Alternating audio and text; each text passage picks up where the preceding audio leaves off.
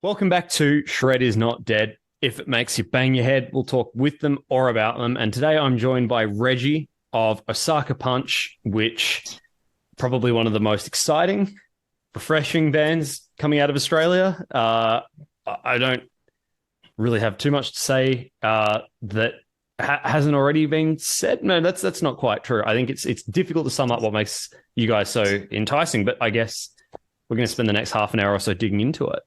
I want to get onto the tour in a little bit, obviously. That's why we're talking, promoting the upcoming tour. But let's start a little bit with your journey as a bass guitarist. And if you want to give us a bit of a tour through your musical history, that'd be much appreciated because I think it'll set the tone nicely for talking about the band. Yeah, sure, man. Well, pretty much, I started playing bass pretty late. Like, I started playing bass at like 15, and I grew up in Townsville, so I played in bands around Townsville. And then I eventually moved to Brisbane with a band called Vaya, which we played together for like 5 years or something like that. And just as bands do, we kind of went our separate ways kind of thing. And along the way, I've just played in a bunch of different groups. I played in a band called The Given Things, which has got like Clint and Glenn from the Butterfly Effect, who are like another Brisbane band here. And then did some other stuff with a group called Dawn, which had Jeff Martin from the Tea Party in it. So that was pretty fun, and that was pretty exciting. And then kind of found myself like in Osaka Punch because the boys they relocated to the UK and they were over there for like 2 years. And their bass player at the time met his partner and decided to stay in the UK. So when they came back, they needed a bass player, and we'd kind of crossed paths a bunch of times, and we were friends by then. And they used to be called the Kidney Thieves back in the day. We toured a bunch of times, and then so they got in touch with me, and when they landed, I started playing bass for them, and here we are today, pretty much. Yeah, beautiful. And within Osaka Punch's music, your bass parts really tend to drive a lot of the songs. And for those who haven't listened, it's in my mind falls somewhere between, a band that you might hear playing like a lounge jazz improv night and Rage Against the Machine, two very distinct, different worlds that you've brought together. And it really spills over in particular to the drumming and the guitars. And I think as a rhythm unit, you will lock in and do really interesting things with it. What sort of influences were you listening to around the time, joining Osaka Punch and developing into what they are now? I think that's the thing, man. Like, all four of us kind of definitely listen to different styles of music, which probably does come out when we write together. And I think a lot of bands, I guess some bands are all on the same page musically with their influences, but I think a lot of bands do, have different influences in their band. And we do that. And when we write, we kind of have no rules as such. I guess the only rule we have is that just as long as it flows, man, like, we don't try and be quirky or different for the sake of it. If it works, it works. If it doesn't work, we just don't do it.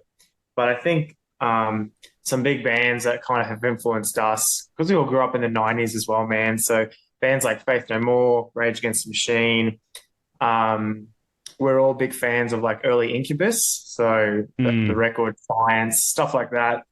And all that kind of comes out, I think, when we write. And I think as time's gone on too, early Osaka Punch is a little more probably mixed genre and a bit more kind of quirky.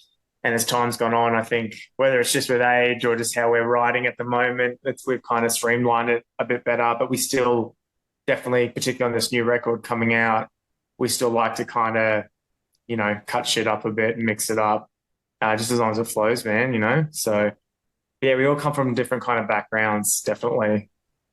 Yeah, sure. And that's one thing I've always admired about Osaka Punch is, especially in Australian prog, and I will get onto the Brisbane thing in a minute because I think Brisbane prog in particular is really interesting, but I think there is a tendency to think prog means everything has to be complex. Everything has to be extra and detailed. And, I love Nail Scaris. I love Caligula's Horse, two big Australian prog brands Yeah, I want great to bands. shout out. Full Yep. full kudos to them. Love them to bits. But the thing you guys do differently to that scene, in my mind, is that you don't reinvent the wheel when it comes to any one part. It's the compositional elements that are really progressive. Do you think that's a fair statement? Yeah, totally. I mean, we definitely kind of get asked like, what genre are we? And I don't really know how to answer that. And we do get kind of this prog title sometimes. And I think sometimes when you think prog, you definitely think intricate guitar solos and this crazy time signatures and all that kind of complexity and stuff, which it is.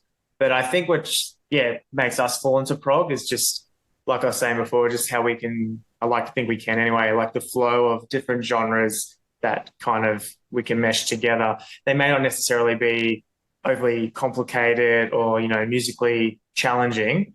But I think we have the ability to mix. We can go from like a jazz part to a Rage Against the Machine heavy style part back to a, dance kind of disco beat and just make it work, which I think falls in the prog category. Yeah, for sure. I think it sort of calls back to some bands that maybe the lineage of these bands got a little lost, but Primus or Mr. Bungle. Mr. Bungle. Yeah, totally. Yeah. Big fan of that style of prog, and I think maybe the branch that at its root maybe split off from King Crimson if you're going to throw it that far back. But sure. Or Living Colour, even bands like Living Colour kind of did all that kind of stuff back in the day, and it's kind of just evolved to what it is now, I guess. Yeah, exactly. And now you did mention new records, so you guys are working on something new, is that right? Yes, we're releasing a new album in September. That's the plan. Brilliant. September. Yeah, it's taken. It's a long time coming. Obviously, COVID slowed everybody down, really, full stop. But and we had like a member change in the band, so we kind of had a few little setbacks with things. But we definitely this year, mid last year to this year, have just kind of gone full steam ahead, and it's finally like in its final stages, and it should be coming out in September. Yeah, brilliant. And another thing about Osaka Punch that's always blown me away is that you've always been sort of ubiquitous in the Australian prog scene, and anyone who I guess considers themselves in the scene knows who you guys are and respects what you've done. That being said, and I don't mean this as a criticism, you have 2 full lengths since 2016 and a handful of singles. Now, I think that speaks volumes to the quality of your music, that you've been able to have such a strong legacy with comparatively less quantity than the average. Yeah, look, not a shot at you guys. I really love what you have written. And obviously all of us are keen for more. So what's the secret to that? Is it just that everything you've written is good, or has there been times where it's been challenging to market yourselves? I really think just the band, because the band's been around for a long time. The band was around for a long time before I joined the band. But and I really think part of it is I like to think, the stuff we've written and just our live performance is kind of where our strengths lie. And I feel like I don't think we're ever going to be the band that gets a top song on Triple J or a radio station. And we're aware, if it ever happened, excellent, but we just love what we do, and we want people to come and see us and have a good time. And if it grows organically from there, that's awesome. But I just think there has been some time in our career where we've probably taken the foot off the gas a little for too long. And that's why we're probably now finally, obviously, we're releasing this new album, and we actually have enough stuff already to kind of start recording the next album. So there was just this, the COVID thing threw us back. A couple of guys in the band had kids. So these aren't excuses, but these are the things that we kind of had a bit of a step back from it all for a while and just needed to work out where to go, because none of us had ever had, kids in the band before. We had some band member changes, and we're just trying to work out how we're going to do this. Because, man, being as you would probably know, playing in a band is super expensive too, man. It's real touring in Australia is real hard and it's really expensive and it's Mm. hard to even break even, let alone make money. So for me, like I don't have kids or nothing, so I'm happy to spend the money and go tour. But I can understand with people with kids, they're like, are you prepared to potentially lose that money to go play some shows, out of town? So I think we just had a moment there where we were just working out our future, and but we definitely decided like we had this album halfway done, like we've got to do this record, get it out there, see if people still are interested and want more Osaka in their lives, and then just keep going from there, man. Like that's the plan.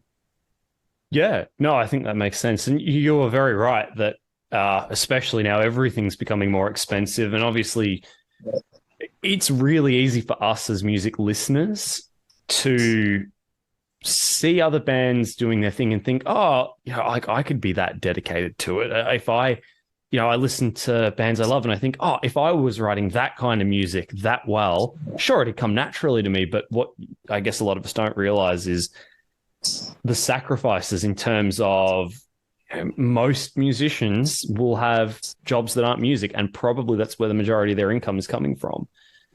Oh, dude, 100%. All Mm, four of us have like full-time jobs, man. And mm, yeah, like I'm a psych nurse. Like I don't even work in the music industry besides the band. And I'm so lucky because when COVID came along, fortunately my work didn't stop as a nurse. I could keep working. And mm. yeah, if you're a full-time user in Australia, and when COVID came along, you were done, man. Like you were done for a good 2 years.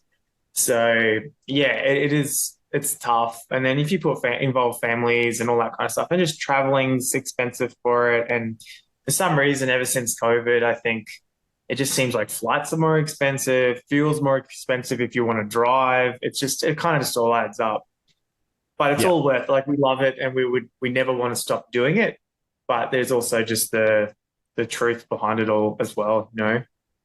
Yeah, of course. And as much as, if you all could tomorrow make it your full time, I'm sure you all would.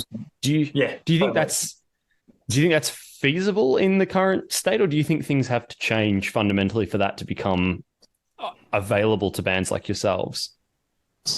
Um, I mean, I don't really know. I mean, I think it would be really, really hard to make a full-time living from it these days. Mm, And I think a big part of that is, and I could be wrong, but I think like part of your revenue's gone from album sales, really. Since Spotify and streaming came along, you don't really make any revenue from your albums anymore. Like your diehard fans will, buy vinyl or CDs and stuff like that.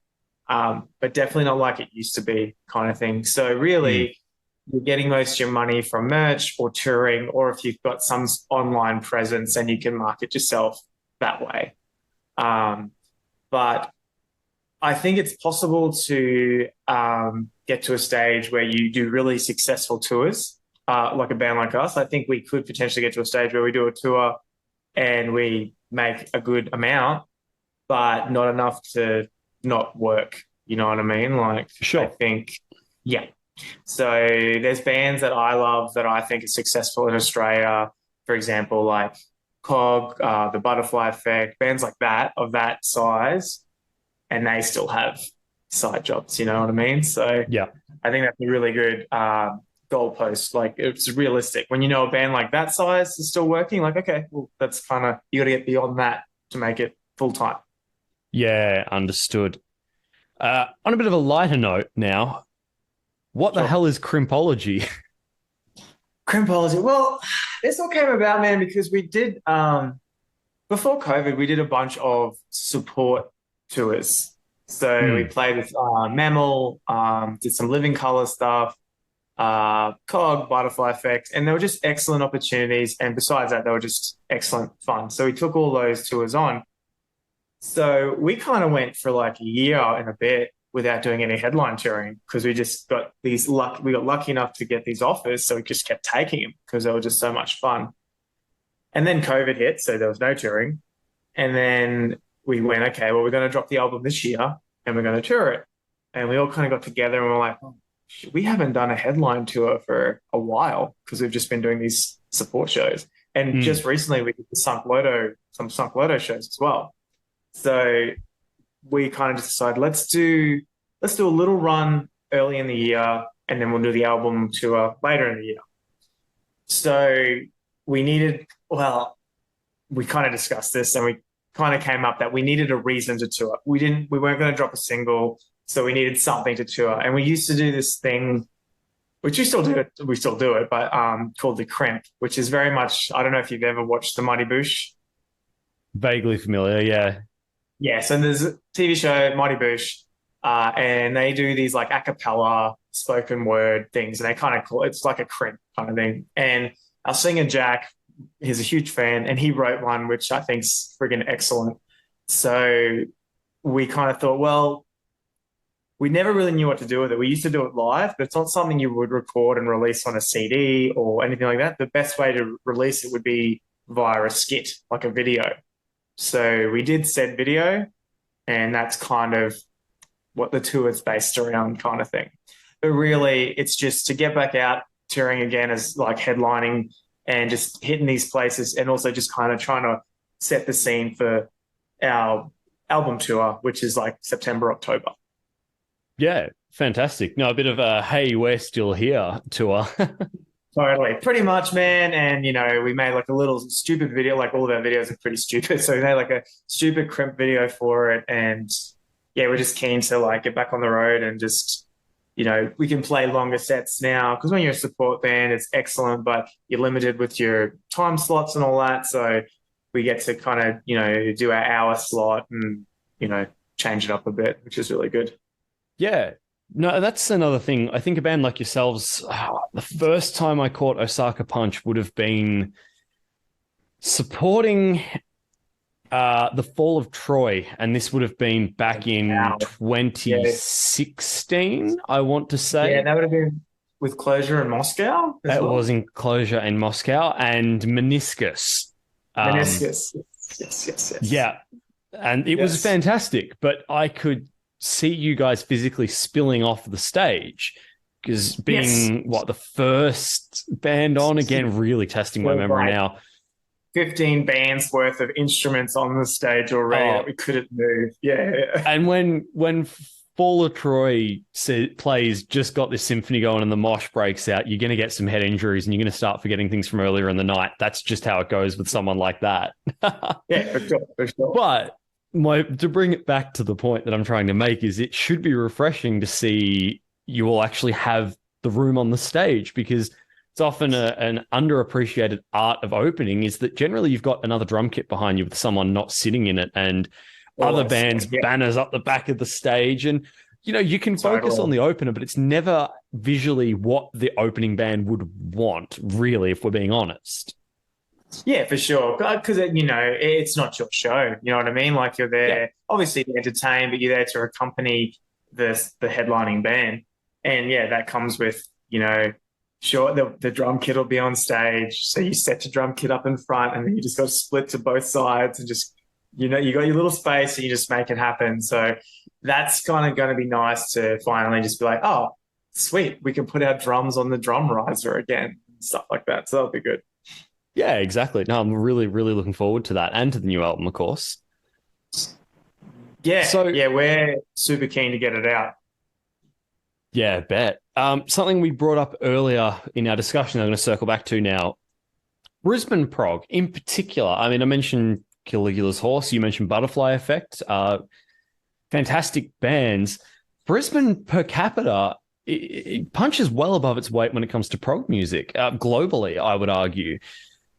Other than whatever's in the Brown Snake, that horrible, murky body of water, what is in the water in Brisbane that makes it such a good city for prog?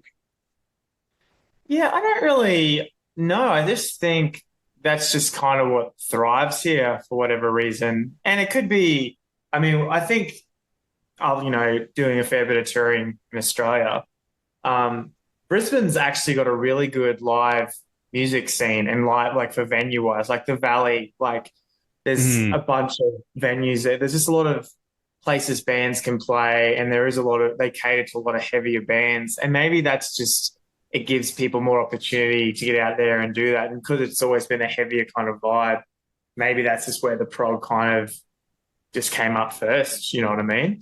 But yeah, there's definitely some killer bands getting around, which is awesome. Like it's awesome to play with and just go watch bands play here. It's really good.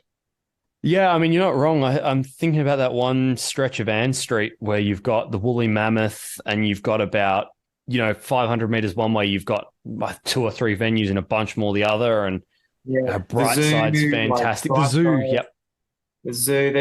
There's a bunch, man. Crowbar used to be there, which was great for a long time, and they're in Sydney now. But there was Mm, there's always like places to play, like the Outpost where we're playing in May, which is a part of Fortitude Valley. Like Fortitude Valley Music Hall is amazing venue. Like so, yeah, we're very fortunate here in Brisbane. We're like spoilt for venues.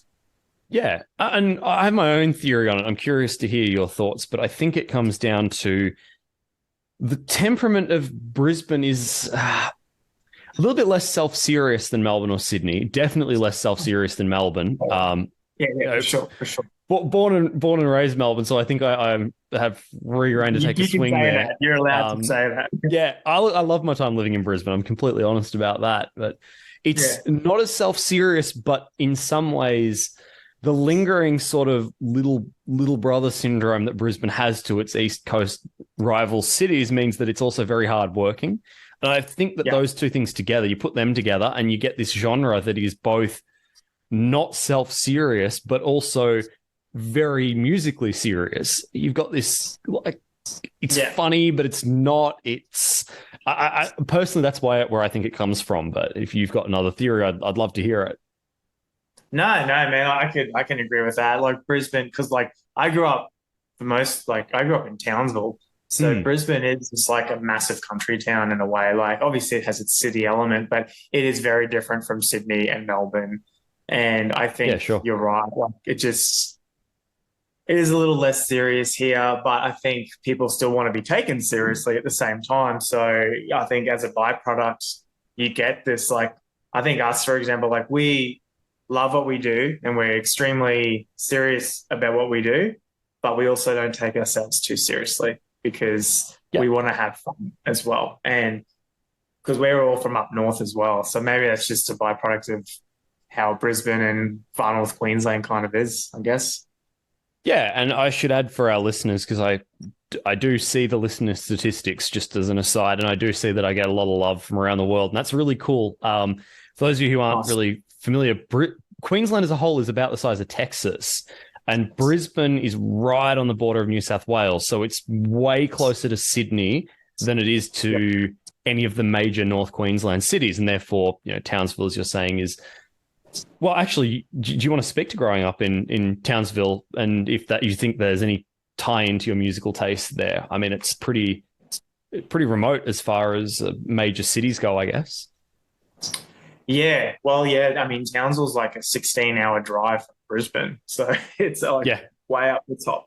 Um, for me, growing up with music, Townsville's scene was, I was just so grateful when bands came to Townsville when they were touring. And that's how I kind of got into bands like, to same again, like the Butterfly Effect and stuff like that. Because when they were in their like touring, Townsville was always on their touring list. So any bands that took the time, they did it. Frenzal Rom used to come up a fair bit, bands like that. So I Yeah. think like Parkway Drive in their earlier days, the Amity Affliction, they all kind of came through. And they're the kind of bands you kind of, if you see them live and if you love their live show, you kind of just can latch onto that style of music, I guess. But yeah, was a bit hard kind of doing the music thing up there because you are kind of isolated. And if you want to go play in the big city in Brisbane, it's so far. Like it's not close Mm, at all. So it just makes for a bit more effort kind of thing. And that's why we ended up relocating because we wanted to, take a real shot at it kind of thing back then. And Brisbane's just where we landed, I guess. But yeah, just kind of here we are. yeah, absolutely. You definitely have the advantage if you're going to Townsville to play than if you're from there. In that you've got a captive Sure. audience that don't get a lot of live music versus, if it's always a bit different, when it's your mate's band and Oh yeah, yeah, yeah. versus, Parkway have made the effort to drive up from Byron in the early days, or I think That's Amity it. might even be from Noosa, which isn't, I guess, too far, but it's still good of them to. Go up there. Yeah. But Well, that's yeah, it. I can't imagine it's easy coming up from Noosa either. I imagine to be quite a similar situation.